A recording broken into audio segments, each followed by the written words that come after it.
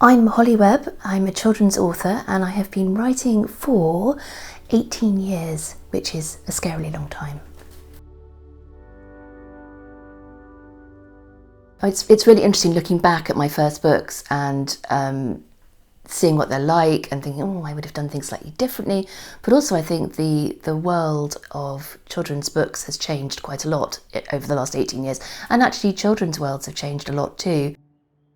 So most of my books are for an age range sort of 5, 6, 7, 8, which is actually a lovely age to write for because children are just discovering books, they're discovering stories, they're starting to express their own preference for what they want to read, and that is just the best thing, to know that you're encouraging someone to want to read, and often actually encouraging children to want to write their own versions. And the best bits are when people write sort of continuations of your stories, or say, well, I think this character should do this, and I've got a brilliant idea for a new adventure, why don't you do this? And then I kind of email them back, well, yeah, but why don't you write it? And sometimes it's children imagining the pet they would like to have, because unfortunately, not everyone can have a pet.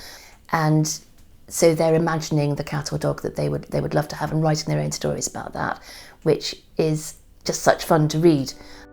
So I grew up with a cat, 2 dogs, a mouse, 7 gerbils, stick insects, fish. Stick insects you can't really write a good story about stick insects. I apologise to stick insect owners.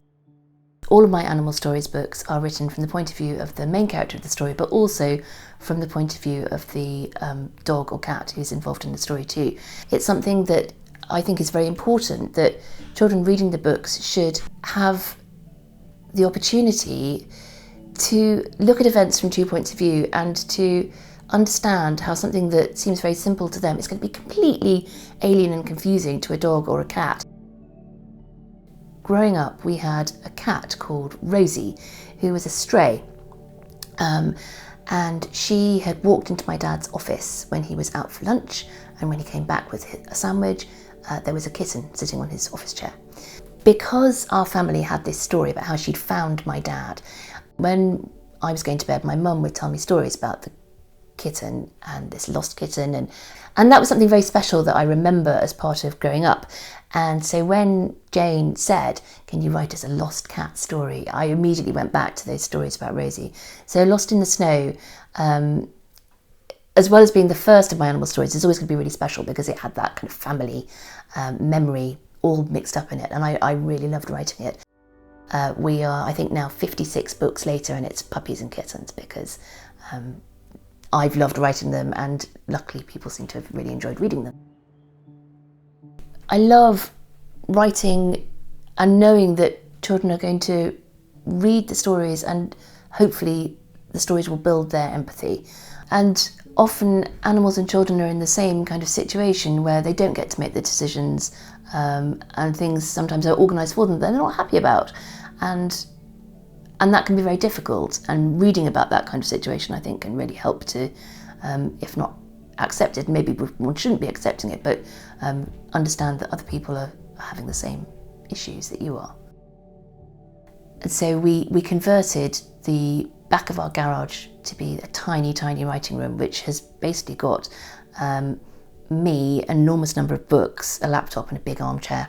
I always sat on my feet and kind of knelt on chairs, and that's what I do now. And usually I have a cat sort of between me and the chair or sitting on the back of the chair behind me, which is very, very helpful, very good inspiration for writing.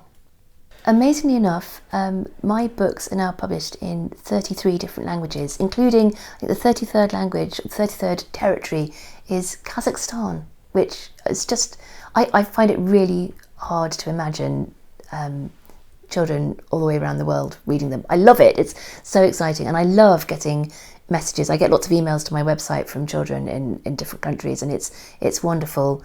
It's just really exciting to have the stories travelling so far. I absolutely hadn't expected that when I first started writing. Most exciting things to be told is that, oh, you really made me want to write my own story. And I love that, and I just think that people need to keep writing and keep reading as well, because the more you read, the more inspired you are, the more you've opened up your imagination by thinking about different characters.